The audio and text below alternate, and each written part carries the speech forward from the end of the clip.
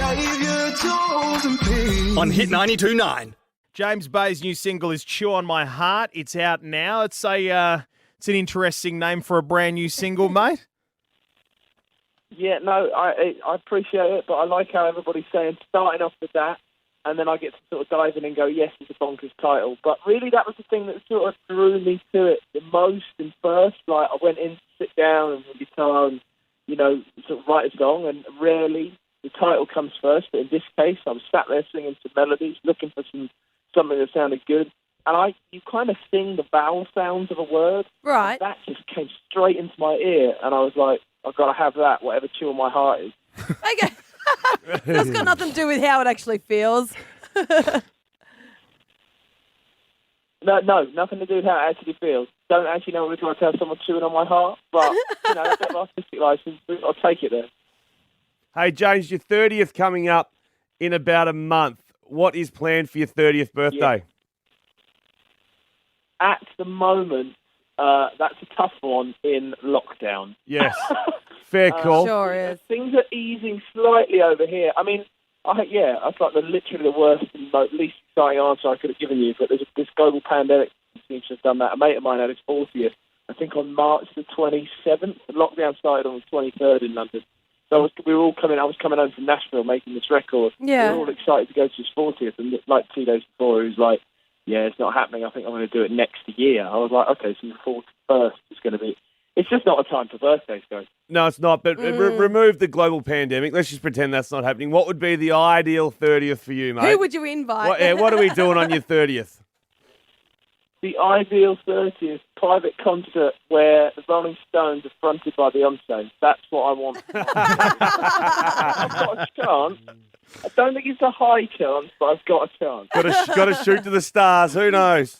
Oh, love it. Hey, James. Maybe they'll zoom it. Maybe they'll jump on Zoom and get them to zoom it over to me.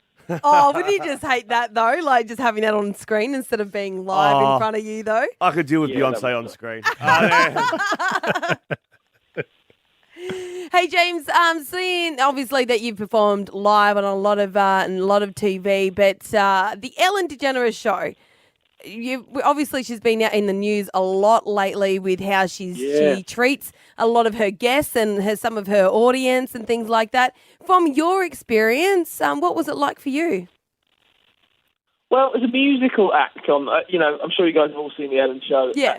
The musical act sort of was over to the side there in the corner in the sort of stagey bit. Yep. So my experience, it's sort of a bit of a rubbish story, really. My experience has been just like when the curtain comes up and she says the artist's name, she says my name from the middle of the studio. I play my song, and then she comes over and sort of shakes my hand while the crowd are cheering. That's always been lovely. And that's actually all I get. The rest of it is me backstage dealing with, because I don't do a chat with her or anything, so the rest of it has been, dealing with the kind of crew backstage. Yeah. So I'm kind of caught in the middle here, I've always had a nice experience, but I've never had that much contact with her. Yeah, okay. Yeah, but surely when she said your name, when she called you out, she said it really terribly. It was just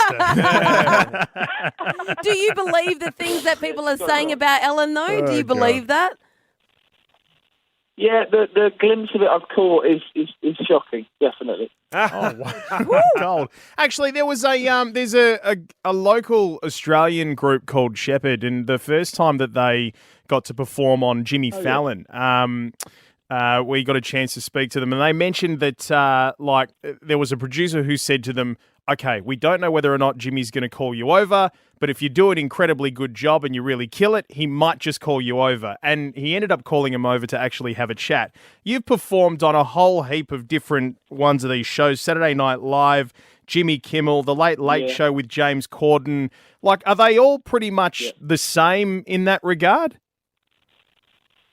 I mean, more or less for the music act, because you're not there to chat 99% of the time. They don't get busy, kind of come in and get clued up on, the backstory or whatever of where you've been and what you've been up to. I mean, I think in my experience, not all, but most of them come and say hello in the dressing room and we have a little chat. I played the Seth Meyers show in New York 4 or 5 times. I played the first season of that show, so Seth always comes and says hello. But, I know James Corden did. That was again in the first season of his show, and it was a bit like Two Brits in LA. How you doing? How you getting on? Mate? I was like, yeah, I'm all right. How's it going for you? you know, it varies. I mean, they're kind of busy trying to keep their facts straight about the people they're sat chatting to on the couch, I guess, you know, and that's never usually me, the musician. Yeah, mate, with your lockdown stuff at the moment, a lot of artists we've been interviewing have studios in their own houses, so they continue working. Have you got anything flashy in the house, or are you just legs up at the moment?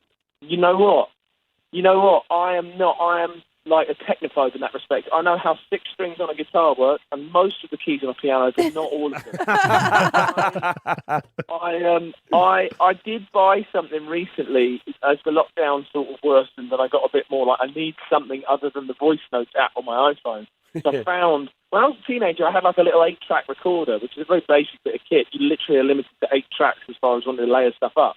I got a new version of one of those recently, and I'm kind of in heaven. It's a really fun little toy for like building up little demos for new song ideas. Beautiful.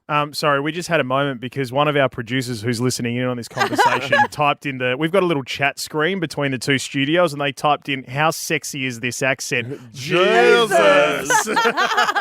Yes. I thought if I just Englished it up a little bit more. I can't believe I got in there. Yes.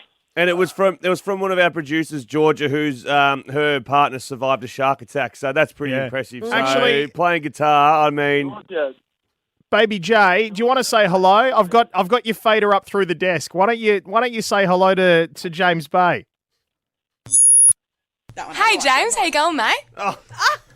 What's happening? How are you? Your fella has survived a shark attack. That's fantastic. You must be feeling on top of the world. Yeah, it's been for like 2 years since it happened, but still riding that high life, yeah. All right, but still, you know, congrats to both of you, and I hope you're all right. It's lovely to chat to you. Thanks, mate. And love the accent. Keep it up. Stay English. I'll keep it up. stay English if you can, James. Stay Hey, English. Jay, just before we let you go, this is a very personal question, and one that I ask everyone that we interview, and I think we always get some really great results from it. But the question is, what's been your most successful failure? The most successful failure? Yeah. The first time I ever played for my school football team as a right-footed player, first goal I scored was with my left foot. So I thought my left foot was my failing foot, and it was the first one that scored. My left foot is my most successful failure. That's huge. Love it. That's huge and deep. Maybe your left foot's your proper foot, Pete. I think it is. I kick straight with my left foot. I don't kick very far, but I kick straight with my left foot. James. All right, as long as it's straight. Mate, it's been a ripper talking to you, mate. Thank you very much. The brand new single is Chew on My Heart, and we're going to dive on into it, and we'll catch up with you again soon. Yes, please. Nice one, guys. Good to chat. Thanks, James. Xavier, Juelz and Pete. On Hit 92.9. Hi, we're the Beanies. Our podcast is a musical adventure for little ones with big imaginations. All original songs, stories, and useful little lessons for your mini beanies. That's exactly enough time to reply to that email or even have a completely peaceful car ride. It's a perfect alternative to get your kiddies off screens and into their imaginations. Now's the time to listen for free. Search the Beanies podcast. Or download the Podcast One Australia app. Podcast One.